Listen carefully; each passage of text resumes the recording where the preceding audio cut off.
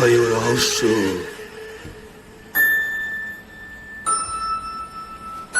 এখানে ভয় পেতে নেই মানা।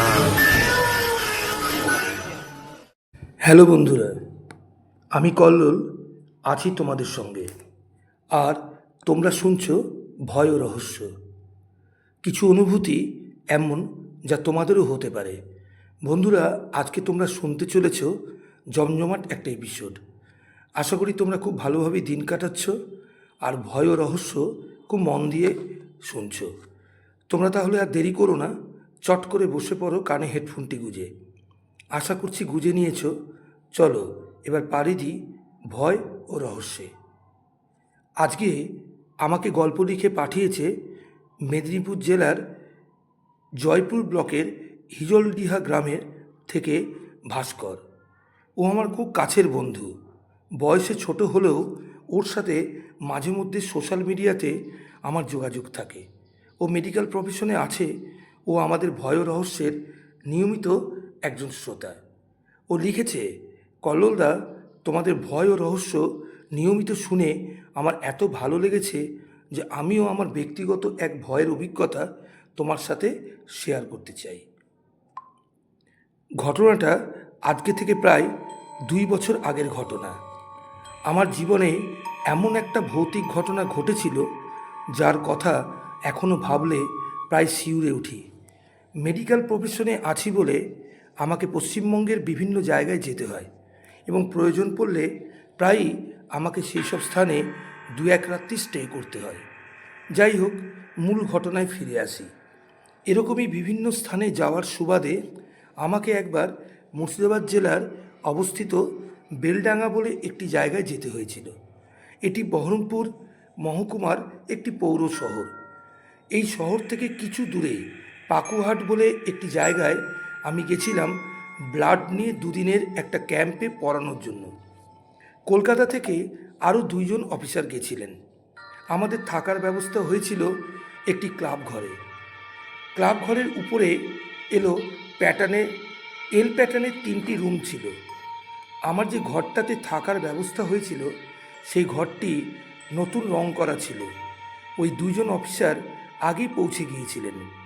আমার পৌঁছাতে প্রায় 11:30 বেজে গেছিল। অত দেরি দেখে ওরা 2জন তখন অলরেডি ঘুমিয়ে গেছিলেন। আমি রাস্তায় কিছু খাবার খেয়ে নিয়েছিলাম ওই নতুন জায়গায় কি পাবো না ভেবে। ঘরে ঢুকে আমি বিছানাপত্র ভালো করে রেডি করে পরের দিন পড়ানোর ব্যবস্থা করবো বলে একটু পড়াশোনা করছিলাম। পাশের জানালাটা খুলে নিয়েছিলাম। পড়তে প্রায় রাত 1টা বেজে যাওয়াতে আমি ঘরের দরজা বন্ধ করে জানালাটা খোলা রেখেই লাইট অফ করে শুয়ে পড়লাম। বাইরের চন্দ্রালোকিত আলোয় গোটা ঘরে একটা আলো হচ্ছিল। আমার পাশের 2টো রুমে ওই 2 অফিসার তখন প্রায় গভীর নিদ্রায় মগ্ন। কিছুক্ষণ শোয়ার পর আমার হঠাৎ করে যেন মনে হলো আমার মাথার পিছনে কে যেন ঘরের মধ্যে নাচছে। আমার তখন প্রথমে মনে হলো এটা মনের কোনো ভুল। তাও নিশ্চিত হওয়ার জন্য আমি তখন বিছানা থেকে উঠে ঘরের লাইটটা জ্বেলে সব জায়গা একটু চেক করলাম। খাটের তলাও দেখলাম, কিন্তু কিছুই দেখলাম না। তাই লাইট অফ করে ঘুমিয়ে পড়লাম। কিন্তু কিছুক্ষণ পরে আবার সেই একই জিনিস অনুভব করলাম, পিছনে কেউ যেন নাচছে। তখন একটু ভয়ই পেয়ে গেলাম। আবার উঠে ঘরের আলো জ্বালিয়ে দিয়ে সারা রাত প্রায় জেগে কাটিয়ে দিলাম। এই করে ভোর হয়ে গেল। যখন ভোর প্রায় 5টা, তখন বেডটি দিতে এলো বাইরে। পাশের 2 রুমে দিয়ে আমার ঘরের দরজাতে টোকা দিতে আমি দরজা খুলে দিলাম। ছেলেটি আমাকে চা দিয়ে বলল, স্যার, রাতে কেমন ঘুম হলো? আমি তখন ওকে শুধু বলতে গেলাম, আর বলো না, রাতে যা হলো।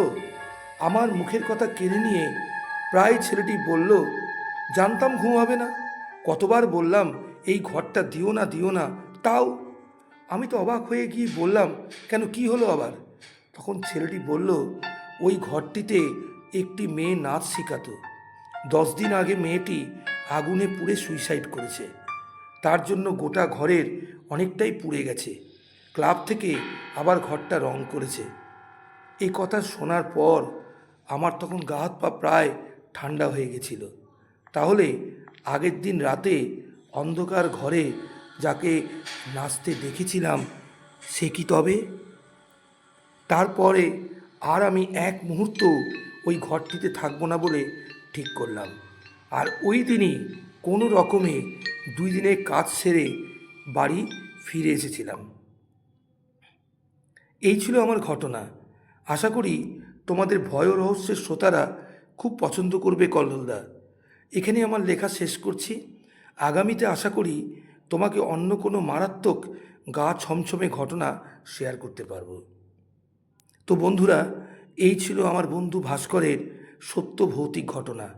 ভালো লাগলে শেয়ার ও সাবস্ক্রাইব করে দিও। আগামীতে আবার কোনো গা ছমছমে সত্য ঘটনা নিয়ে তোমাদের সাথে দেখা হচ্ছে। নমস্কার।